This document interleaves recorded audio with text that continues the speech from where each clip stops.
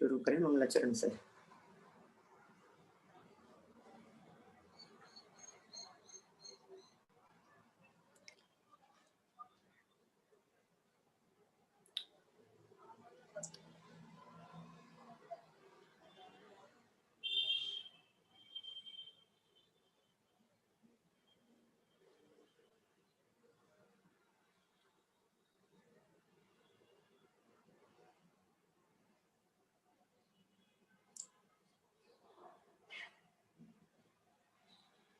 चलिए, कौन बोल रहा है मंगलाचरण?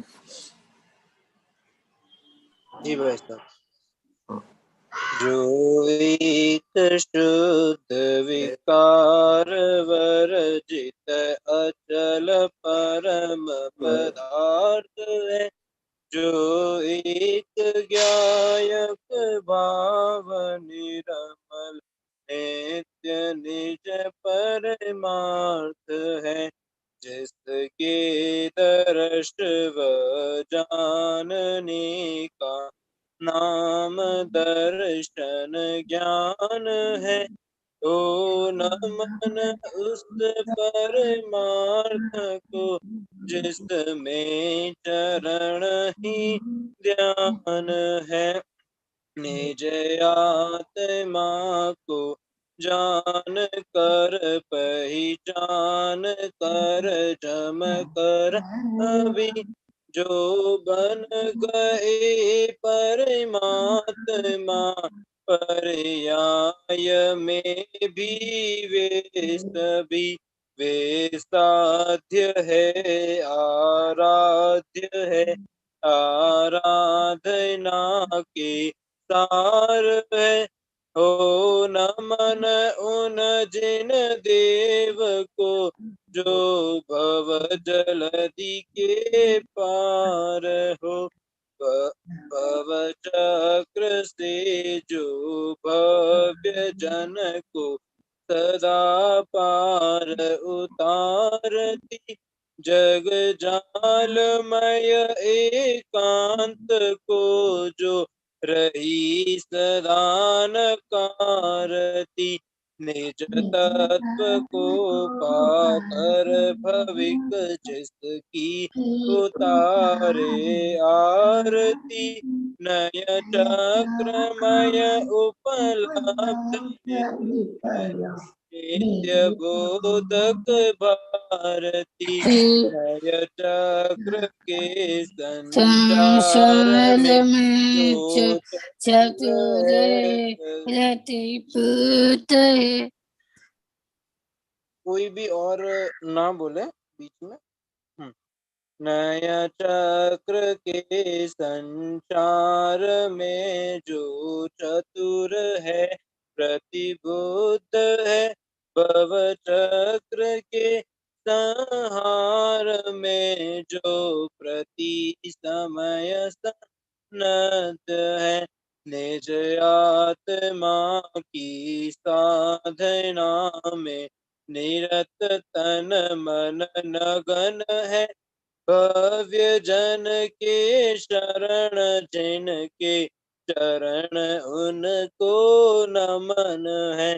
कर कर नमन निज भाव को जिन जिन गुरु जिन वचन को। निज भाव निर्मल करन को जिन वर कथित नय चक्र को। निज बुद्धि बल अनुसार प्रस्तुत कर रहा हूँ विज्ञ जन। ध्यान रखना चाहिए यदि हो कहीं कुछ स्खलन, यदि हो कहीं कुछ स्खलन। परम भाव प्रकाशक नए चक्र के आधार से यहाँ अपनी चर्चा चल रही है। निश्चय नय और व्यवहार नय, इसके स्वरूप और विषय वस्तु की चर्चा अपेक्षित विस्तार से कर लेने के उपरांत हम निश्चय नय के भेद प्रभेदों की चर्चा को आपके बीच में काफी विस्तार से कर चुके हैं। न केवल निश्चय नय के 4 प्रकार के भेदों की चर्चा हुई, अपितु उसके संबंध में उठने वाले प्रश्नों की चर्चा भी आपके बीच में हो चुकी है। और कल की चर्चा को यदि मैं आपके बीच में 1 मिनट में कहूँ तो मैं ये कह सकता हूँ कि कल जो चर्चा निश्चय नय के भेदों के संदर्भ में बतलाई गई थी, वो सच में बहुत प्रयोजनभूत चर्चा थी, हमारे लिए अत्यंत उपयोगी थी और आत्म कल्याण के लिए प्रयोजनभूत थी। मैंने पिछले जो 2-3 दिनों से चर्चा चल रही थी, उसमें वास्तव में इन निश्चय नय के भेदों को जान करके हमें करना क्या है, हमारा मूल प्रयोजन क्या है। सच में प्रत्येक आत्मार्थी का एकमात्र मूल प्रयोजन दिखता है, आत्मानुभूति, आत्मानुभूति और आत्मानुभूति। वो आत्मानुभूति में ये नए किस प्रकार का योगदान देते हैं, वो चर्चा कल हमने आपके बीच में की है। एक देश शुद्ध निश्चय नय की विषयभूत भावना यद्यपि अपूर्ण है, लेकिन उसके बावजूद भी क्योंकि उसकी दृष्टि में परिपूर्ण आत्म तत्व है, इसलिए वो अपने आप को परिपूर्ण ही अनुभव करती है। इस विषय को भी बहुत अच्छे से यहाँ उजागर किया गया। और आज प्रसंग है हमारे सामने व्यवहार नय के भेद प्रभेदों की चर्चा करने का। तो हम शुरू करते हैं यहाँ पेज नंबर 111 पर व्यवहार नय भेद प्रभेद इस प्रकरण को। ये आज जो स्क्रीन पर मेरे सामने आ रहा है, इसमें राइट साइड से लाइनें कटी हुई दिख रही है, इसका क्या चक्कर है? कुछ माने यह बात यहां तक दिख रहा है फर्स्ट लाइन में मुझे, शायद हो सकता है भाई साहब जूम इन हो, आप जूम आउट कर लीजिए क्योंकि हमें सबको पूरा दिखाई दे रहा है। कहाँ से जूम इन जूम आउट होता है? ऊपर जूम लिखा हुआ है वहां नहीं, क्या किया जाए? इसको हाथ से छोटा करने की कोशिश करता हूँ, फिर वो फैल जाता है, आता नहीं है, आगे के 4 शब्द छिपे रहते हैं। अब लेफ्ट में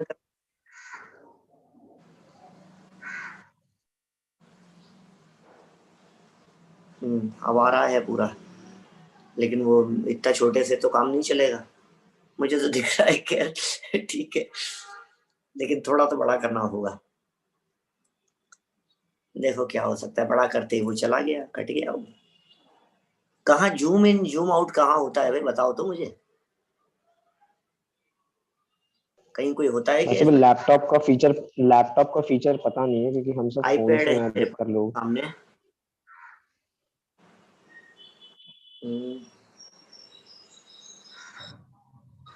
चलो या तो एक बार पीडीएफ रीशेयर की जाए। तो हाथ की 2 उंगली से होएगा, बड़ा छोटा है, 2 उंगली से बड़ा छोटा होएगा। वो 2 उंगली से हो नहीं रहा है ना, वही तो मैं कोशिश कर चुके, देख चुका, इतना सा तो आता है मुझे तो। हाँ नहीं, फिर भी हमारे यहाँ तो हो रहा है, इधर तो आराम से हो रहा है। भाई साहब आप फोन पे कर रहे हो या लैपटॉप पे? नहीं, आईपैड पर है, कोई बात नहीं, स्क्रीन शेयर दोबारा कर दो एक बार। चलो अब जो है सो कोई बात नहीं, छोड़ो, टाइम वेस्ट नहीं किया जाए, है ना। निश्चय व्यवहार का स्वरूप स्पष्ट करते समय यह बात स्पष्ट की जा चुकी है कि व्यवहार का कार्य एक अखंड वस्तु में भेद करके तथा 2 भिन्न भिन्न वस्तुओं में अभेद करके वस्तु स्वरूप को स्पष्ट करना है। आपके उपयोग में बात आ गई होगी कि शायद ये चर्चा को उठाते समय किस बात की तरफ ध्यान आकर्षित कर रहे हैं। माने कुछ ख्याल में आया क्या आपको? निश्चय व्यवहार के स्वरूप की चर्चा करते समय ये बातें बतलाई थी भैया, 1 में भेद और 2 में अभेद, बड़ा गजब का स्वरूप था। कैसी बात है,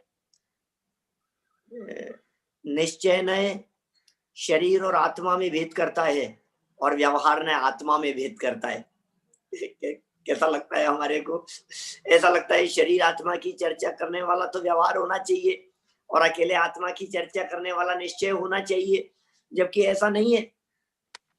एकदम बात अटपटी सी लगती है। शरीर और आत्मा में भेद डाले वो निश्चय नय है, और आत्मा में ही जो ज्ञान दर्शन चारित्र का भेद करे वो बोले वो व्यवहार नय है। क्या करें, ऐसा ही स्वरूप है। व्यवहार नय की इसी विशेषता को लक्ष्य में रखकर उसके दो भेद किए जाते हैं, एक सद्भूत व्यवहार नय और दूसरा असद्भूत व्यवहार नय। इस संदर्भ में आलाप पद्धति का निम्नलिखित कथन द्रष्टव्य है। व्यवहारो द्विविध सद्भूत व्यवहारो असद्भूत व्यवहारश्च तत्रेक वस्तु विषय है सद्भूत व्यवहार है भिन्न वस्तु विषयो असद्भूत व्यवहार है। कितना सुंदर स्पष्ट हो गई है यहाँ बात। व्यवहार नय के दो भेद हैं, एक का नाम है सद्भूत व्यवहार और दूसरे का नाम है असद्भूत व्यवहार। स्वरूप भी स्पष्ट कर दिया एक एक लाइन में। उनमें से एक ही वस्तु में भेद व्यवहार करने वाला सद्भूत व्यवहार है, एक ही वस्तु में, और भिन्न वस्तुओं में अभेद व्यवहार करने वाला असद्भूत व्यवहार है। एक वस्तु में भिन्न व्यवहार और दो वस्तुओं में भेद व्यवहार, अभेद व्यवहार। अभी अभी कुछ इससे स्पष्ट हुआ क्या? आपके कुछ बात ख्याल में आई क्या? देखिए, मैं आपको शब्दों से बात को स्पष्ट कर दूं। सद्भूत व्यवहार, ऐसा व्यवहार जो सत्य, सत्य द्रव्य लक्षणम, सत्य माने होता है वस्तु, भूत माने होता है होना। तो सद्भूत माने जो वस्तु में हो उस व्यवहार का नाम सद्भूत है। सद्भूत किसे कहें? जो व्यवहार एक वस्तु में लागू हो उस व्यवहार का नाम सद्भूत व्यवहार है। और असद्भूत, अ माने नहीं, सत माने वस्तु और भूत माने होना। तो असद्भूत वस्तु में नहीं होना माने ऐसा व्यवहार जो एक वस्तु की मर्यादा के बाहर है, वो असद्भूत व्यवहार कहलाता है। जो लोग बिल्कुल नए हैं संदर्भ में, उनको बात बहुत सरलता से समझ में आ जाएगी। एक वस्तु माने आत्मा की चर्चा चल रही है, तो आत्मा की चर्चा, आत्मा के गुण, धर्म, शक्तियां, उनके भेद करके वो सब सद्भूत है। पर्यायों की बात करो, चाहे गुणों की बात करो, चाहे शक्तियों की बात करो, चाहे धर्मों की बात करो, एक वस्तु की चर्चा चल रही है, वो सब सद्भूत है। जबकि असद्भूत में बोले दो वस्तुओं की चर्चा होती है, वस्तु से बाहर की चर्चा होती है, वस्तु की मर्यादा के बाहर की चर्चाएं होती है, वो असद्भूत व्यवहार हो जाता है। माने असद्भूत व्यवहार में वस्तु की चर्चा नहीं हो करके वस्तु की मर्यादा के बाहर की चर्चाएं होती है, वो असद्भूत व्यवहार है। देखिए, ये मोटा मोटा अपने उपयोग में रखना परिभाषात्मक दृष्टि से, तो आपको इन दोनों का स्वरूप बिल्कुल स्पष्ट होता चला जाएगा। अभी यहाँ मोटे तौर पर ये दो ही भेद बतलाए हैं, फिर आगे चलकर इन दो के चार कर दिए गए हैं। माने अकेला आपको ही नहीं आता है दो के चार करना, जिनवाणी में भी दो के चार कर दिए जाते हैं। ये क्या कह रहे हैं यहाँ? ये कह रहे हैं सद्भूत व्यवहार नए अनंत धर्मात्मक एक अखंड वस्तु में, ओहो देखो आप, सद्भूत व्यवहार नए अनंत धर्मात्मक एक वस्तु, अखंड वस्तु में गुणों की अपेक्षा से, कर्मों की अपेक्षा से, स्वभावों की अपेक्षा से, वह पर्यायों की अपेक्षा के आधार पर भेद करता है, अर्थात भेद करके वस्तु स्वरूप को स्पष्ट करता है। ये सद्भूत व्यवहार ने का काम है। किन किन अपेक्षाओं से भेद कर दिया? वस्तु तो एक है, वस्तु तो अखंड है, वस्तु में खंड खंड नहीं है। अभेद अभेद अखंड वस्तु में भेद नहीं होते, तो अखंड वस्तु में गुणों के आधार पर भेद कर दिया जाता है। आत्मा में ज्ञान है, दर्शन है, चारित्र है। कभी कर्मों की अपेक्षा से भेद कर दिया जाता, कर्मों की अपेक्षा माने ज्ञानावरणी आदि की अपेक्षा से नहीं, कर्म माने उस वस्तु में होने वाली क्रियाओं के आधार पर भेद कर दिया जाता है। ये ज्ञान क्रिया है, ये श्रद्धा का कर्म काम है, नहीं नहीं ये तो चारित्र का काम है भाई साहब, जानना ज्ञान का काम। ये कर्म माने कार्य,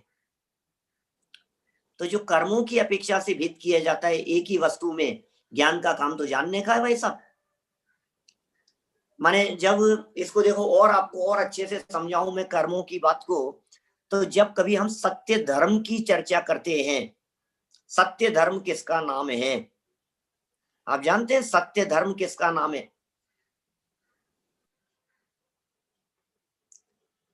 तो ये समझाया जाता है सत्य बोलना तो सत्य धर्म है ही नहीं। क्या? क्योंकि सत्य बोलना ये तो वाणी का काम है, ये तो परद्रव्य का काम है, ये तो पुद्गल की पर्याय है। तो सत्य बोलना तो सत्य धर्म है ही नहीं, सत्य जानना और सत्य मानना भी सत्य धर्म नहीं है। क्योंकि सत्य जानना ज्ञान की पर्याय है और सत्य मानना श्रद्धा का कार्य है, जबकि सत्य धर्म चारित्र की पर्याय है। ख्याल में आ रही है बात? क्या हमें सत्य जाना, सत्य माना, तो सत्य जानना मानना भी नहीं है, तो वो आत्मा में, लेकिन सत्य जानना ज्ञान का कर्म है, सत्य मानना श्रद्धा का कर्म है। और सत्य धर्म ही नहीं, समस्त धर्म ये चारित्र गुण की निर्मल पर्याय हैं। तो कर्मों की दृष्टि से भेद कर दिया ना, सत्य जानना, सत्य मानना और सत्य धर्म, इनमें किस अपेक्षा से भेद किया? कर्मों की अपेक्षा से भेद कर दिया। तो ये जो कर्मों की अपेक्षा से भेद किया गया, इस भेद का नाम भी क्या समझना चाहिए? सद्भूत व्यवहार समझना चाहिए।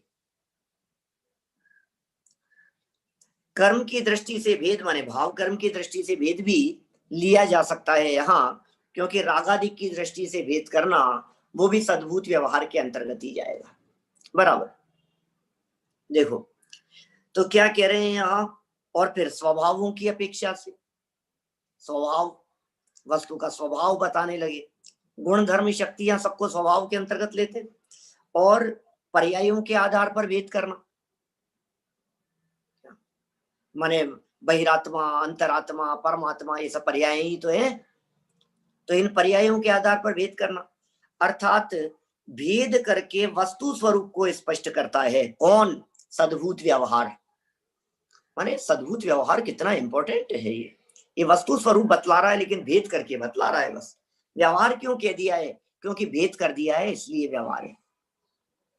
भेद सो व्यवहार। हमने परिभाषाएं पढ़ी थी, अभेद अनुपचारतया वस्तु निश्चय निश्चय है, भेदोपचारतया वस्तु व्यवहारियतिथि व्यवहार है। यह आलाप पद्धति की परिभाषा थी। नई चक्रकार ने कहा था, जो सी भेद व्यवहारम धम्माणम गुणई एक वस्तुस्य सो व्यवहारो भणियो विवरियो निश्चय हो हुई। ध्यान होगी आपको। लक्षणम एकस्य सतो यथा कथंचित यथा द्विधा करणम व्यवहारस्य तथा स्यात् तथार्था निश्चयस्य पुनः। कितने सारी परिभाषाएं अपने निश्चय व्यवहार के प्रकरण में पहले पढ़ी थी। तो उनमें से यहाँ कह रहे हैं क्योंकि ये भेद किया जा रहा है इसलिए व्यवहार है। चलिए आगे बढ़ते हैं। वे गुण धर्म आदि सद्भूत हैं, अर्थात उस वस्तु में विद्यमान है, उस वस्तु के ही गुण धर्म है जिसमें कि यह नए बता रहा है। इस कारण तो इसे सद्भूत कहा जाता है। सद्भूत क्यों कहा जा रहा है? क्योंकि वस्तु में ही है, वस्तु के गुण धर्म है। अखंड वस्तु में गुण धर्मादिक के आधार पर भेद उत्पन्न करता है, इस कारण व्यवहार है। व्यवहार क्यों है? सद्भूत क्यों है? क्योंकि वस्तु में है। व्यवहार क्यों है? क्योंकि भेद कर रहा है, भेद उत्पन्न करता है, इसलिए व्यवहार है। और भेदा भेद वस्तु के भेदांश को ग्रहण करने वाला होने से नय कहा जाता है। नय क्यों शब्द का प्रयोग किया? क्योंकि नय अपेक्षा का नाम है, नए दृष्टिकोण का नाम है। नए तो एकांश ग्राही होते हैं, एक को ग्रहण करने वाले को नए कहते हैं। तो जितने भी नए होंगे वे समस्त नए एकांश ग्राही होंगे। तो एक एंगल ही तो है। वस्तु तो अभेद अखंड है, लेकिन वस्तु अभेद अखंड होते हुए भी उसमें जो भेद पक्ष को ग्रहण किया ये नए है। इस प्रकार इसकी सद्भूत व्यवहार नए संज्ञा सार्थक है। मैं समझता हूं कुछ भी बात ऐसी नहीं होगी जो समझ से बाहर निकल गई होगी। सद्भूत व्यवहार नय। आखिर इस सद्भूत व्यवहार नय में एक एक शब्द किस बात को इंडिकेट करता है, ये हमारे उपयोग में स्पष्ट हो गई है बात। चलिए दूसरे नय की तरफ बढ़ते हैं। नाम है इसका असद्भूत। ये लाइन पढ़ ली ना बीच में, इस प्रकार इसके सद्भूत व्यवहार संज्ञा सार्थक है। असद्भूत व्यवहार ने भिन्न द्रव्यों में संयोग संबंध आदि के आधार पर अभेद बताकर वस्तु स्वरूप को स्पष्ट करता है, जबकि वस्तुतः भिन्न द्रव्यों में अभेद वस्तुगत नहीं है। इस कारण इस नय को असद्भूत व्यवहार नय कहते हैं। इस नय को असद्भूत व्यवहार नय क्यों कहते हैं? क्योंकि यह संयोग संबंध बताता है, भिन्न भिन्न द्रव्यों में संबंध को बतलाता है, अभेद बता। लेकिन ध्यान दीजिएगा, ऊपर परिभाषा में भी ये बात कही थी वस्तु स्वरूप स्पष्ट करता है, और यहां भी इस बात को स्पष्ट कर रहे हैं कि वस्तु स्वरूप को स्पष्ट करता है। इसका मतलब सद्भूत व्यवहार हो या असद्भूत व्यवहार हो, दोनों ही प्रकार के व्यवहार नयों का काम वस्तु स्वरूप को स्पष्ट ही करना है। आपको लगेगा ये कैसा वस्तु स्वरूप की स्पष्टता है भाई, ये तो बात कुछ हमारे को समझ में नहीं आ रही है। दो द्रव्यों को मिला करके कथन कर रहा है और फिर कह रहे हो वस्तु स्वरूप को स्पष्ट कर रहा है। हाँ जी, ऐसा भी वस्तु स्वरूप है। अरे आप ये भूल गए, जब पहले ये कहा था टोडरमल जी के उभयावासी प्रकरण की कुछ लाइनें स्पष्ट करते हुए, व्यवहार के बिना निश्चय का उपदेश नहीं हो सकता। भूल गए वे बिंदु? हमारे शास्त्री वर्ग के विद्यार्थियों को हम कहना चाहते हैं, उनको जरूर ध्यान रखना, परीक्षा में जरूर ऐसा प्रश्न पूछा जाता है, व्यवहार के बिना निश्चय का उपदेश क्यों नहीं हो सकता। मैं पुनः स्मरण करा रहा हूं, वहां सबसे पहले तो समय सार की 8वीं गाथा को प्रस्तुत किया, व्यवहारी जनों को व्यवहार की भाषा में समझाया जाता है ना। फिर उसके बाद में टोडरमल जी के उभयावासी प्रकरण के आधार पर 3 तर्क प्रस्तुत किए गए। बोले कैसे नहीं हो सकता, तो टोडरमल जी ने कहा आप ही करके बता दो। निश्चय से तो आत्मा परद्रव्य से भिन्न, स्वभाव से अभिन्न, स्वयं सिद्ध वस्तु है। देखो भाई, याद आ गया। बोलो, जो उसे नहीं जानते उन्हें उसी प्रकार कहते रहेंगे, तो वे कैसे समझेंगे। इसलिए उन्हें कैसे समझाया? व्यवहार नय के माध्यम से नर नारक आदि जीव के विशेष किए, तो इसे पहचान हुई कि ये जीव है। अब बोलो, जीव समझा रहे हैं हम, और समझा रहे हैं कि नर जीव है, नारक जीव है, त्रियंच जीव है। तो बोले ये कौन से व्यवहार से समझाया जा रहा है? ये असद्भूत व्यवहार से समझाया जा रहा है। ये अभेदता वस्तुगत नहीं है ना। अभेद माने जो भिन्न द्रव्यों में अभेद किया है, ये वस्तु में नहीं है, लेकिन फिर भी क्या करें, समझाने की दृष्टि से अभेद किया ही जाता है, और नहीं किया जाएगा तो वस्तु स्वरूप स्पष्ट नहीं हो पाएगा। देखिए,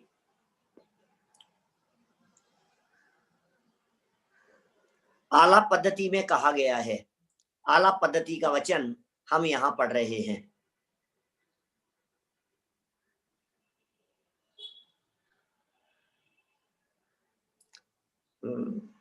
मुनीश्वरा देशयन्ति भूतार्थम, ठीक बात है। अबुद्ध बोधनार्थम, ऐसा वो जो उसका जो बात कही थी ना, क्या नाम, पुरुषार्थ सिद्धि उपाय की, अज्ञानी जीवों को समझा देने के लिए व्यवहार नय का उपदेश दिया जाता है। चलिए आलाप पद्धति की क्या पंक्ति है? अन्यत्र प्रसिद्धस्य धर्मस्य अन्यत्र समारोपणम असद्भूत व्यवहार है। ध्यान दीजिएगा, बहुत महत्वपूर्ण पंक्ति है, क्योंकि आगे चल करके जब हम पंचाध्यायी के नयों को पढ़ेंगे तो ये लाइन काम आएगी। उन्होंने परिभाषाएं तो पंचाध्यायीकार ने यही प्रयोग की है, लेकिन उनको घटित अपनी दृष्टि से किया है। ये बड़ा अलग तरह का उनका चिंतन रहा है, जो मैंने शायद आपके बीच में पहले भी कही थी बात, कि सारी जैन परंपरा एक तरफ है, संपूर्ण जैन परंपरा, विद्वत परंपरा, आचार्य परंपरा सब एक तरफ है, और अकेले पंचाध्यायीकार का चिंतन एक तरफ है। और क्या करें, है सो है। देखिए क्या कह रहे हैं, अन्यत्र माने अन्य द्रव्य में, प्रसिद्ध धर्म का अन्यत्र माने अन्य द्रव्य में आरोप करने को असद्भूत व्यवहार नय कहते हैं। था किसी और का धर्म, बता दिया किसी और का धर्म, एक को दूसरे में मिला करके देखे, हमारे मिलावट का काम करने वाला ये व्यवहार नहीं करता है। ये व्यवहार ने ऐसा मिलावटी काम कर रहा है। क्या मिलावटी काम कर रहा है? शरीर को आत्मा में मिला दिया, आत्मा में शरीर को मिला दिया, और उनके गुणों को, उनके धर्मों को, उनके लक्षणों को, ये भी टोडरमल जी की परिभाषा थी पहले। व्यवहार ने स्वद्रव्य परद्रव्य को, उनके भावों को, उनके कारण कार्यादिक को किसी में मिलाकर निरूपण करता है। लेकिन फिर आगे एक लाइन और है ओव्यावासी प्रकरण में, बोले सो ऐसे ही श्रद्धान से मिथ्यात्व होता है, इसलिए ऐसा श्रद्धान छोड़ना। लेकिन व्यवहार नहीं करता है इस तरह का कथन। देखिए, इसे असत्य आरोप करने के कारण असद्भूत, झूठा आरोप किया है, असद्भूत। भिन्न द्रव्यों में संबंध जोड़ने के कारण व्यवहार, और संयोग का ज्ञान कराने वाले सम्यक श्रुत ज्ञान का अंश होने से नय कहा जाता है। कितने सुंदर 3 तर्क दे दिए हैं। झूठा आरोप किया है इसलिए असद्भूत कह दिया है इसे। क्या बात कर रहे हो साहब, बिल्कुल झूठा आरोप है कि साहब ये एक शास्त्र आपने लिखा है कि क्या झूठा आरोप लगा रहे हो तुम मेरे ऊपर। लिखनाधिक वचनाधिक क्रिया, वर्णाधिक इंद्रिय हिया, ये है सब पुद्गल को खेल, या में ना ही हमारो मेल। टोटल ये झूठा इल्जाम मत लगाओ भैया हमारे ऊपर। ये जो कुछ हुआ है, कागज मसी अक्षर आकार लिखिया अर्थ प्रकाशन हार, ये सब टोडरमल जी क्या कह रहे हैं भैया, हमारे ऊपर इल्जाम मत लगाओ। अमृत चंद्राचार्य समय सार की टीका पूरी करते समय अंत में लिखते हैं, भैया इसमें स्वरूप गुप्त अमृत चंद्र का कुछ कर्तृत्व नहीं है। क्या शब्दों की संरचना हो गई, लेखनी चल गई, कागज और अक्षरों का, स्याही का उस रूप परिणमन हो गया, हमारा तो कुछ कर्तृत्व नहीं है। कि नहीं महाराज आप ही ने लिखा है। तो बोले ये असत्य आरोप है। इस ग्रंथ के करने का मेरे ऊपर झूठा आरोप लगाया है। जो लोग वस्तु स्वतंत्रता को नहीं जानते हैं वे ऐसे झूठे आरोप लगाते हैं। तो साहब सर्वथा झूठ है क्या? कि सर्वथा झूठ तो नहीं है, इसीलिए तो इसको असद्भूत व्यवहार ने कह दिया गया। क्यों नहीं है? क्योंकि इसमें योग और उपयोग हे अमृतचंद्र स्वामी आप ही का लगा है, इसमें योग और उपयोग हे टोडरमल जी साहब आप ही का लगा है। इसलिए ये मोक्ष मार्ग प्रकाशक ग्रंथ जो है ये आप ही के द्वारा की गई रचना है। तो आरोप है उनके ऊपर, बिल्कुल है। भिन्न द्रव्यों से में संबंध जोड़ने के कारण, अलग अलग द्रव्यों में जब संबंध जोड़ने की बात करते हैं तो इस कारण से व्यवहार है, ठीक है। और संयोग का ज्ञान कराया है, श्रुत ज्ञान की पर्याय है, इसलिए नय कहा जाता है। इस प्रकार इसका नाम असद्भूत व्यवहार नय सार्थक है। माने इसे असद्भूत व्यवहार नय क्यों कहा है उसका ये स्पष्टीकरण किया गया। सद्भूत और असद्भूत दोनों स्पष्ट हो गए होंगे आपके ज्ञान में। सद्भूत किसका नाम है और असद्भूत किसका नाम है? देखिए आगे क्षुल्लक जिनेन्द्र जी वर्णी के विचार क्या है इस संबंध में।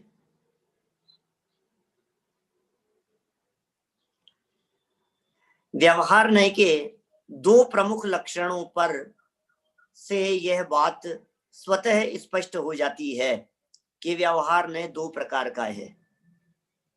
क्या कह रहे हैं? व्यवहार नय के लक्षण बनाओ और 2 प्रमुख लक्षण बनाओ, उनसे बात स्पष्ट हो जाती है। एक तो अखंड वस्तु में भेद डालकर एक को अनेक भेदों रूप देखने वाला, और दूसरा अनेक वस्तुओं में परस्पर एकत्व देखने वाला। गजब किया वर्णी जी ने भी जो चिंतन प्रस्तुत किया है। व्यवहार नय के 2 लक्षण, एक में भेद और 2 में अभेद। क्या करना है? 1 के 2 और 2 का 1। क्या है व्यवहार नय का काम? 1 के 2 कर दिए और बोले 2 का 1 कर दिया। हाँ साहब यही काम है, यही तो उलट पुलट है, इसीलिए तो इसको व्यवहार कह रहे हैं। इसीलिए तो इस व्यवहार ने को समय सार की 11वीं गाथा में अभूतार्थ कह करके पुकारा है। अभूतार्थ क्यों कह दिया? आपको ध्यान है, पीछे भी शायद कोई इस तरह की लाइन आई थी कि व्यवहार ने को अभूतार्थ कहना ही उससे सावधान कराने के लिए है। उसको जनवाणी में अभूतार्थ क्यों कहा गया है? जनवाणी में व्यवहार ने को अभूतार्थ उससे सावधान कराने के प्रयोजन से कहा गया है। यदि उससे सावधान कराने का प्रयोजन नहीं होता तो उसे अभूतार्थ भी नहीं कहा जाता। व्यवहार ने अभूतार्थ है, व्यवहार ने अभूतार्थ है। क्यों? बी अलर्ट, रेड लाइट जैसा है, सिग्नल है, येलो लाइट है, लाइट ब्लिंकिंग कर रही है, सावधान रहना भैया, खतरे की निशानी है। असत्यार्थ है, अभूतार्थ है, खतरे की निशानी है। क्यों खतरा है? क्योंकि ये 1 के 2 और 2 का 1 कर रहा है, खतरा है, संभल करके रहना, कहीं गड़बड़ हो जाएगी। तो कितना स्पष्ट कर दिया है यहाँ। 2 प्रमुख लक्षणों में से ये बात स्पष्ट हो जाती है कि ये व्यवहार न 2 प्रकार का है। कौन सा 2? एक तो अखंड वस्तु में भेद डालकर एक को अनेक रूप भेदों में देखने वाला, और दूसरा अनेक वस्तुओं में परस्पर एकत्व देखने वाला। पहले प्रकार का व्यवहार सद्भूत कहलाता है। फर्स्ट तो सद्भूत है, 1 के 2 करने वाला, क्योंकि वस्तु के गुण पर्याय सचमुच ही उस वस्तु के अंग हैं। सद्भूत वस्तु में है, सचमुच ही उसके अंग हैं। दूसरे प्रकार का व्यवहार असद्भूत कहलाता है, क्योंकि अनेक वस्तुओं की एकता सिद्धांत विरुद्ध व असत्य है। अनेक वस्तुओं में एकता तो हो नहीं सकती, अनेक वस्तुओं की एकता तो सिद्धांत विरुद्ध है, अनेक वस्तुओं की एकता तो वास्तविक है नहीं है, इसलिए वो असत्य है। सद्भूत और असद्भूत व्यवहार ने की विषय वस्तु स्पष्ट करते हुए आलाप पद्धतिकार लिखते हैं। देखिए आलाप पद्धतिकार क्या लिख रहे हैं। अभी तो सद्भूत और असद्भूत व्यवहार नयों की परिभाषाएं बतलाई थी आलाप पद्धतिकार ने। अब ये इनका स्वरूप बतलाते हुए लिखते हैं। गुण गुणिनो हो, पर्याय पर्यायिनो हो, स्वभाव स्वभाविनो हो, कारक कारकिनो भेद है। सद्भूत व्यवहार से अर्थ है द्रव्य द्रव्योपचार है, पर्याय पर्यायोपचार है, गुणे गुणोपचार है, द्रव्य द्रव्योपचार है, द्रव्य पर्यायोपचार है, गुणे द्रव्योपचार है, गुणे पर्यायोपचार है, पर्याय द्रव्योपचार है, पर्याय गुणोपचार है। इति नवविधो असद्भूत व्यवहार से अर्थो द्रष्टव्य है। 9 प्रकार का असद्भूत व्यवहार है, और सद्भूत व्यवहार को कह दिया गुण गुणी पर्याय पर्यायवान स्वभाव स्वभाववान कारक कारकों के अंदर भेद करना। गुण गुणी आदि के जो भेद करे वो सद्भूत, और 9 प्रकार का उपचार जहां लगाया जाए उसका नाम असद्भूत। मैं अभी यहाँ इनके संदर्भ में, इन असद्भूत के संदर्भ में यहाँ विशेष चर्चा नहीं करना चाहता। आगे अपने इसी पुस्तक में 146 से लेकर 149 पेज तक इन्हीं 9 प्रकार के व्यवहारों को समझाया है, असद्भूत व्यवहारों को। द्रव्य का द्रव्य में देखो, ये जो बातें कही है ना, इनको एक बार समझ लो। द्रव्य गुण पर्याय 3 शब्द हैं, और तीनों का एक दूसरे में उपचार करने पर 9 प्रकार का उपचार हो जाता है। द्रव्य का द्रव्य में, ठीक है, फिर कैसे भी लगा लो आप, 2 तरह से कथन कर सकते हैं फटाफट याद रखने की दृष्टि से। द्रव्य का द्रव्य में, द्रव्य का गुण में, द्रव्य का पर्याय में। पहले द्रव्य को प्रमुख कर दिया, फिर गुण को कर दो, गुण का द्रव्य में, गुण का गुण में, गुण का पर्याय में, फिर पर्याय का द्रव्य में, पर्याय का गुण में, और पर्याय का पर्याय में। 9 हो गए याद रखने की दृष्टि से। अब दूसरी दृष्टि से देखो तो द्रव्य का द्रव्य में, गुण का गुण में, पर्याय का पर्याय में। 3 तो ये हो गए भाई, द्रव्य का द्रव्य में करो, गुण का गुण में करो, पर्याय का पर्याय में करो। अब 3 हो गए। अब बाकी 6 कौन से होंगे कि 2-2 लगा लो, कि द्रव्य का गुण पर्याय में, गुण का द्रव्य पर्याय में, और पर्याय का द्रव्य गुण में। यहाँ जो बात कही जा रही है, चूंकि इसे असद्भूत व्यवहार के अंतर्गत शामिल किया जा रहा है, इसलिए यहाँ द्रव्य गुण पर्याय शब्द का प्रयोग पृथक पृथक द्रव्य गुणों के अंदर लगाना चाहिए, तभी तो असद्भूत बनेगा। वो उपचार कैसे बनेगा नहीं तो। इसलिए भिन्न भिन्न द्रव्यों में जब ये उपचार लगाया जाता है तो वो असद्भूत व्यवहार नहीं बन जाता है। देखिए मैं नीचे पढ़ता हूं इसी बात को थोड़ा सा। गुण गुणी में गुण गुणी, ज्ञान ज्ञानी, ऐसा पर्याय पर्यायी, ये एक समय की पर्याय, और पर्याय मति ज्ञानी, पर्याय पर्यायी हो गया, मति ज्ञान पर्याय है और मति ज्ञानी अवधि ज्ञानी, ऐसा कहते हैं ना अपन। इसी तरह से स्वभाव स्वभाववान, गुणों की अपेक्षा से चर्चा कर लो। और कारक कारकवान, कारक कारकवान माने कर्ता कर्म करण आदि की दृष्टि से भेद करना। मैं ही मेरा कर्ता धर्ता, ये क्या है, ये कारक कारकवान में भेद डाल दिया। मैं और मेरा, क्या मैं मेरा कर्ता धर्ता, ये जो भेद हैं ये कारक कारकवान की दृष्टि से किए गए भेद हैं। मैं मुझ में रहने वाला हूं, सब कारकों की चर्चा कर दी है वहां। तो अर्थात वस्तुतः जो अभिन्न है उसमें भेद व्यवहार करना सद्भूत व्यवहारने का अर्थ माने विषय है। ये सद्भूत व्यवहारने का कार्य है, उसमें भेद डाल देना। 4 प्रकार की बातें हैं, ध्यान रखना। मैं हमारे विद्यार्थियों से कहना चाहता हूं, माने सद्भूत व्यवहारने किन किन में भेद करता है। शॉर्ट क्वेश्चन 2 नंबर का पूछा जा सकता है, किन किन में भेद करता है। तो बोले गुण गुणी, पर्याय पर्यायी, स्वभाव स्वभाववान और कारक कारकवान में भेद करता है ये सद्भूत व्यवहार ने। और ज्यादा प्रश्न की स्पष्टता के लिए पूछा जा सकता है, आलाप पद्धति के अनुसार सद्भूत व्यवहार ने किस किस में भेद करता है। अमन जी बोलो। तो ये इन 4 चीजों में भेद कर देगा, वैसे लिखे है सामने, है ना। अच्छा आगे बढ़े। तो एक द्रव्य में दूसरे द्रव्य का उपचार है संभव, एक द्रव्य में दूसरे द्रव्य का उपचार, फिर एक पर्याय में दूसरी पर्याय का उपचार, एक गुण में दूसरे गुण का उपचार, द्रव्य में गुण का उपचार, द्रव्य में पर्याय का उपचार, गुण में द्रव्य का उपचार, गुण में पर्याय का उपचार, फिर पर्याय में द्रव्य का उपचार और पर्याय में गुण का उपचार। इस प्रकार 9 प्रकार का असद्भूत व्यवहारने का अर्थ जानना चाहिए। देखो भले ही यहाँ बात को स्पष्ट नहीं किया गया हो, लेकिन अपने को चूंकि अपन लोग सब विद्वान समझदार लोग हैं, इसलिए इस बात को बराबर जान लेना चाहिए कि 9 प्रकार के उपचारों को जब असद्भूत कहा गया है तो पर्याय का पर्याय में उपचार, ये कथन भिन्न भिन्न द्रव्यों की पर्यायों में लगाना चाहिए, तभी तो असद्भूत बनेगा। ऐसा नहीं होगा कि श्रद्धा का ज्ञान में उपचार करके ज्ञान का ऐसा कथन कर दिया, वो असद्भूत नहीं होगा। पर्याय है ना वो भी दोनों, कि साहब चारित्र का श्रद्धा में उपचार हो जाए, श्रद्धा का ज्ञान में उपचार हो जाए, उसकी वजह से ऐसा कथन कर दिया गया। नहीं नहीं नहीं भैया, एक द्रव्य की बात नहीं है। भले ही आगम तो ये कह रहा है कि द्रव्य गुण पर्यायों का परस्पर में उपचार, लेकिन उसके बावजूद भी क्योंकि असद्भूत का लक्षण पहले सिद्ध कर चुके हैं, अन्य द्रव्य अन्यत्र प्रसिद्धस्य धर्मस्य अन्यत्र समारोपणम असद्भूत व्यवहार है। अन्य द्रव्य का अन्य द्रव्य में उपचार वो असद्भूत का लक्षण है।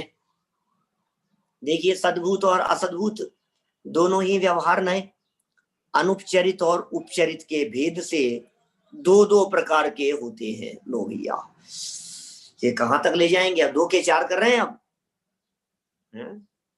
अब क्या कह रहे हैं, ये सद्भूत और असद्भूत दोनों ही व्यवहार नए अनुपचरित और उपचरित के भेद से 2 प्रकार के होते हैं। इस प्रकार व्यवहार नए 4 प्रकार का माना गया है। वे 4 प्रकार निम्नानुसार है। 4 प्रकार के व्यवहार। देखो सद्भूत असद्भूत तो शब्द अपने को याद हो ही गए हैं इतनी देर में। अभी 2 शब्द और नए आ गए, उपचरित और अनुपचरित।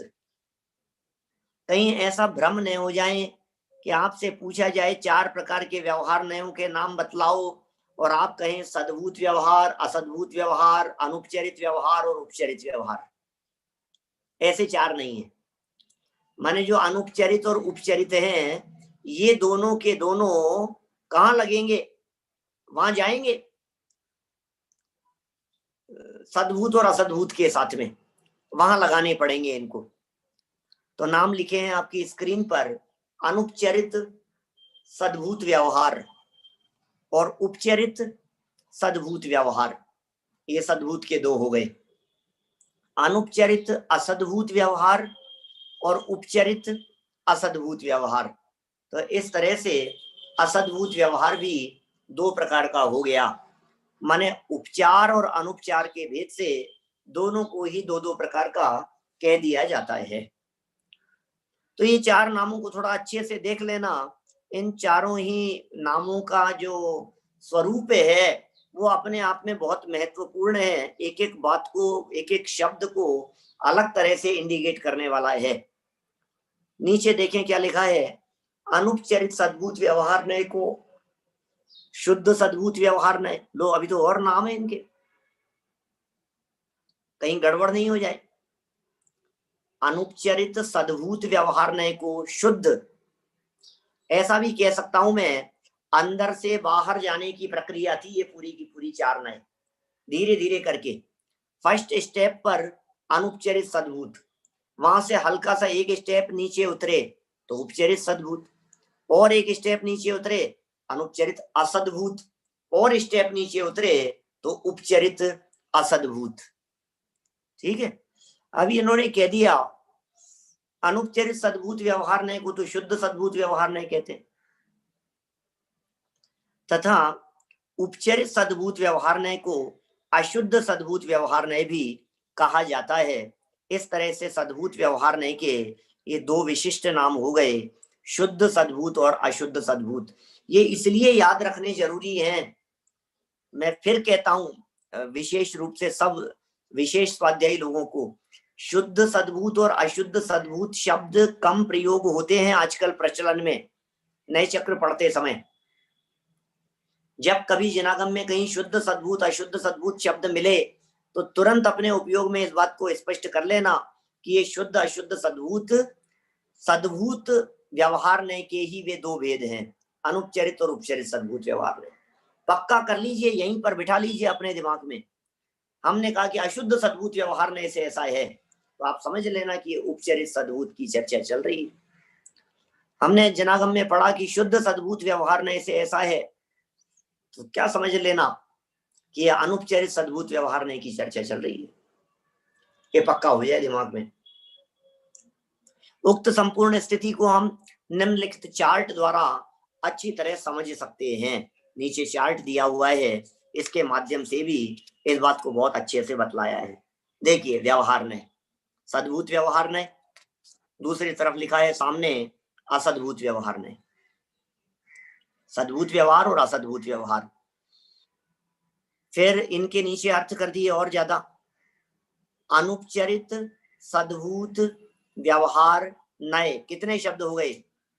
अनुपचरित सद्भूत व्यवहार नय। सेकंड नाम है उपचरित सद्भूत व्यवहार नय। उपचरित क्यों कहा, सद्भूत क्यों कहा, व्यवहार क्यों कहा, नय क्यों कहा? तो आप जानते हैं जैसे नाम लिए जाते हैं किसी भी व्यक्ति के, तो उसमें क्या नाम लेंगे। जैसे गुजरात साइड में, गुजरात में, महाराष्ट्र वगैरह में जो नाम चलते हैं, कर्नाटक साइड में, सब जगह पर अपने नाम के साथ में पिताजी का नाम भी जोड़ा जाता है। बाबू भाई चुन्नी लाल मेहता जैन फतेहपुरिया, नाम क्या लिया, तो हर शब्द अलग अलग है भाई साहब। राम जी भाई माणिकचंद जी दोषी जैन, मुंबई, राजकोट, राजकोट, तो ये जो शब्द प्रयोग किए गए हैं, तो जैसे का राम जी भाई ये खुद का नाम है, फिर माणिकचंद दोषी, माणिकचंद ये पिताजी का नाम है, फिर दोषी बोले ये गोत्र है, फिर जैन ये जाति धर्म कुल जो कहो आप उसे, और फिर राजकोट बोले ये गांव का नाम है। हर चीज अलग बात को बता रही है कि नहीं, क्या कहना चाह रहे हैं। तो ऐसे ही यहाँ जो अनुपचरित कहा, बोले उपचार नहीं है भाई साहब, ये फैक्ट है, ये उपचार नहीं है, ये अच्छा, और सद्भूत बोले वस्तु में ही है, लेकिन सद्भूत वस्तु में है। व्यवहार बोले भेद किया है ना, इसलिए व्यवहार है। और नए की वस्तु तो भेदा भेदात्मक थी, एक पक्ष देखा है, इसलिए यहां नए प्रयोग कहा गया। इनके दोनों के नीचे नामांतर बतला दिए, शुद्ध सद्भूत व्यवहार नए, और दूसरे का नाम बतला दिया अशुद्ध सद्भूत व्यवहार नए। तो शुद्ध सद्भूत और अशुद्ध सद्भूत इनके नाम हो गए। इसी तरह से असद्भूत व्यवहार नए, ये क्या है असद्भूत व्यवहार नए? बोले अनुपचरित असद्भूत व्यवहार नए और उपचरित असद्भूत व्यवहार नए। अनुपचार माने उपचार नहीं हो, और उपचार, उपचार क्यों है? दादा तो ऐसा कहते हैं दूर का संबंध और पास का संबंध, ऐसा बताते हैं। जिनका पास का संबंध हो, निकट का संबंध हो, वो अनुपचरित है, और जिनका दूर का संबंध हो वो उपचरित है। तो बतलाइए, अपनी पत्नी, अपने माता पिता के साथ में, भाई भाई के साथ में दूर का संबंध है कि पास का है? दूर का है कि पास का? दूर का। क्या बात कर रहे हो साहब, ये तो बिल्कुल पास का, निकट का संबंध है। तो फिर उपचरित में जाएगा कि अनुपचरित में जाएगा? कहाँ लगाना है फिर उसको? उपचरित में जाएगा। साहब वो उपचरित है, दूर का संबंध है, उनके साथ में भी फॉर्मेलिटी होती है क्या? सच में तो अपना जो, जिसे अपना नाम दिया जा रहा है, जो अपना शरीर है, इसके साथ में ही ये अनुपचार है। बाकी तो सबके साथ में फॉर्मेलिटी। उनके भी कभी पैर छूता है, कभी आशीर्वाद लेता है, कभी ढोक देता है, ये सब उपचार ही तो कर रहा है, और क्या कर रहा है। जिनके साथ में औपचारिकता निभाई जाए वो सब उपचरित। तो ऐसा दूर का संबंध। और असद्भूत क्यों कह दिया? असद्भूत क्योंकि वास्तव में नहीं है, असली संबंध नहीं है। और व्यवहार क्यों? क्योंकि कहा जाता है, इसलिए व्यवहार है। और नए तो अपेक्षा है ही, इसलिए नए साथ में लगा दिया गया है। तो इस तरह से ये चार प्रकार के नए और चार प्रकार के नयों के संक्षिप्त मोटे मोटे स्वरूप को अपन ने यहाँ देखा है। अब यहाँ व्यवहार नए के उक्त चारों भेदों के स्वरूप एवं उनकी विषय वस्तु के संबंध में जनागम के आलोक में विस्तृत विचार अपेक्षित है।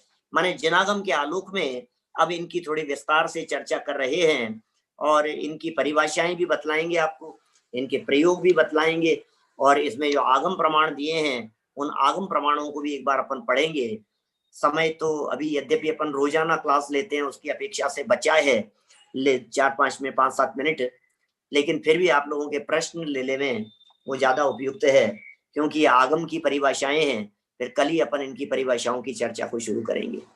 आप लोगों की इन विषयों के संदर्भ में, सद्भूत असद्भूत के संदर्भ में, या उनके और एक के दो जो कर दिए, दो के चार जो कर दिए, उनके संबंध में कोई जिज्ञासा हो तो जरूर सामने रखिए।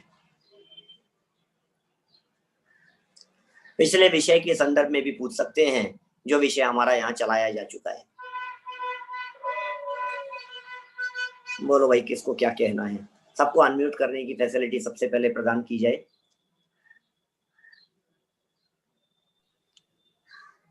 भाई साहब, भाई साहब मैं ये पूछना चाह रहा था कि जैसे जो शाही ज्ञान है ना, शाही ज्ञान आत्मा के टचमेंट से ही उत्पन्न होता है ना?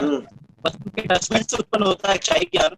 तो वो जो शाही ज्ञान है उसकी क्वालिटी और शुद्ध आत्मा की क्वालिटी सेम है या मैच करती है कि नहीं करती है? बिल्कुल मैच करती है ना। आत्मा का जो स्वभाव है वो स्वभाव क्षायिक ज्ञान या क्षायिक पर्यायों में पूर्ण रूप से स्पष्ट दिखाई देता है, ऐसा लगाना चाहिए। माने वो पूरी तरह से स्पष्ट दिखाई दे रहा है, यही है उसका काम, स्वभाव से परिचय करा रहा है। जब शाही ज्ञान उत्पन्न हो जाता है, इसका मतलब वो जो आत्मा का जो वास्तविक आनंद है वही आनंद है वहां पे। बिल्कुल बिल्कुल वही आनंद है। और कुछ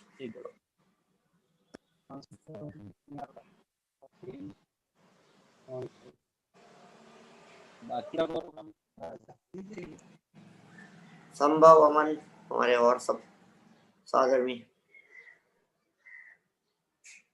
कोई नहीं है, किसी को कोई प्रश्न ही नहीं होता है। अजय जी कुछ नहीं पूछना है आपको? અશુદ્ધ વ્યવહારમાં दूर का आता है। असद्भुत असद्भुत व्यवहार में दूर का के नजीक का आता है। असद्भुत व्यवहार जो है, ये असद्भुत व्यवहार में परद्रव्य के साथ में संबंध देखा जाता है, संयोग के साथ, संयोग के साथ में। संयोगों का कथन करे, पर वस्तु का कथन करे, वो सब असद्भुत व्यवहार ने। अरे हमारी पूरी जिंदगी असद्भुत व्यवहार ने में बीत रही है। पूरी की पूरी लाइफ असद्भुत असद्भुत असद्भुत असद्भुत असद्भुत इसी में जा रही है। दिन भर सुबह से शाम तक असद्भुत व्यवहार ने का ही प्रयोग करते हैं। अरे हमारी क्या, हम क्या बात बताएं आपको। संपूर्ण जनवाणी का यद्यपि परसेंटेज में नहीं बांटा जा सकता है, लेकिन फिर भी 99% हिस्सा असद्भुत व्यवहार ने से है। 99% हिस्सा पूरा प्रथमानुयोग असद्भुत व्यवहार ने से लिखा गया है।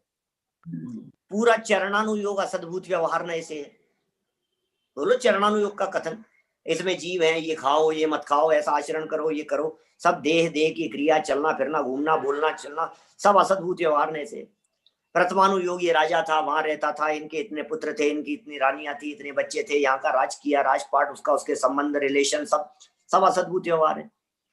प्रथमानुयोग और चरणानुयोग तो 100% है ही, 100% ही समझना चाहिए लगभग, क्योंकि उसमें भी फिर जहां भेद विज्ञान की बात आ जाएगी, फिर आप कह दोगे कि नहीं नहीं ये तो सद्भुत में चला गया, इसलिए लगभग लगाना जरूरी है भाई।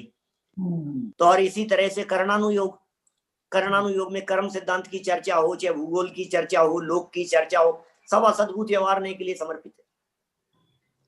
द्रव्यानुयोग का बहुभाग असद्भुत व्यवहार के लिए। बोलो क्या, एक द्रव्यानुयोग में आती है मुख्य रीति से सद्भुत की चर्चा, बाकी तो सब असद्भुत असद्भुत असद्भुत की चर्चाएं हैं। तो ये असद्भुत व्यवहार को समझना कितना महत्वपूर्ण है, समझना भी महत्वपूर्ण है, और समझ करके नहीं अटकना ये भी महत्वपूर्ण है। बराबर, समझना भी है और अटकना भी नहीं है, क्योंकि ये अपने आप में बड़ा अद्भुत है ये व्यवहार ने, इनके उपयोग की। हाँ सर, प्रवचन सार की गाथा फिर 80 ये भी व्यवहार से ही है? बिल्कुल व्यवहार से है, सद्भुत व्यवहार है। क्या माने वो सद्भुत व्यवहार है? अरे आप क्या बात करते, प्रवचन सार की 80वीं गाथा जान दिया रंतम दवत्त गुण तपज्जे तेन तो जान दिया पाणम मोह कर जाए तस्सलम, ये तो है ही व्यवहार। बिल्कुल इसका स्पष्ट शब्दों में आपको उल्लेख बतलाता हूं मैं। नियम सार की गाथा को आपके सामने प्रस्तुत करता हूं। नियम सार में स्पष्ट शब्दों में ये कह दिया है, मुक्तिगत नर श्रेष्ठ की भक्ति करें गुण भेद से, वह परम भक्ति कही है जिन सूत्र में व्यवहार से। अनंत भगवान की गुण भेद से भक्ति करना, स्पष्ट शब्दों में कुंद कुंद महाराज कह रहे हैं कि व्यवहार से भक्ति है। कौन सी भक्ति? वीतरागी हो तुम ही सर्वज्ञ हो। क्या बात कर रहे हो, ये भी व्यवहार से? अरे व्यवहार है। कौन से कथनों को व्यवहार कहा है, जिनागम कहाँ जाकर के पकड़ता है। हमें इन बातों को बारीकी से समझना चाहिए भैया। चलो और बोलो भाई।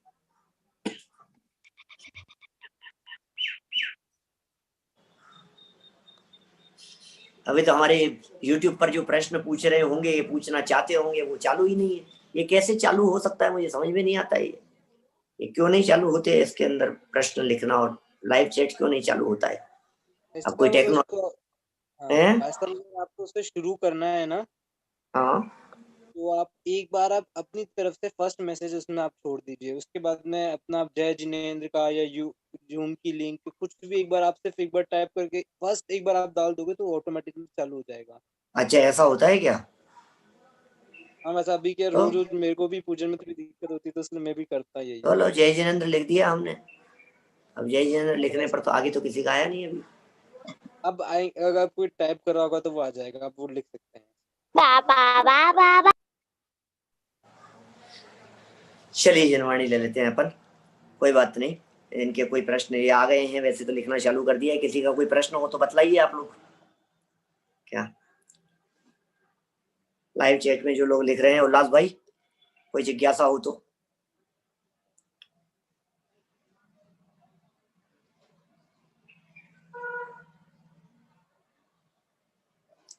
आप इन चारों के नाम याद करेंगे कल तक। इन चारों की परिभाषाएं तो हम आगे बतलाएंगे, लेकिन मोटे मोटे इनके स्वरूप को देखने का प्रयत्न करेंगे।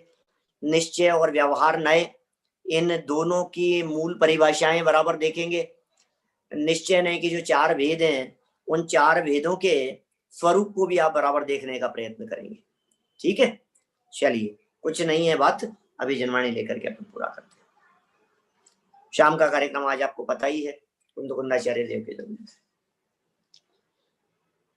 जावाणी के ज्ञान ते तुझे लोकालोक, सोवाणी मस्तक नमो सदा देत हूँ ढोक, सदा दे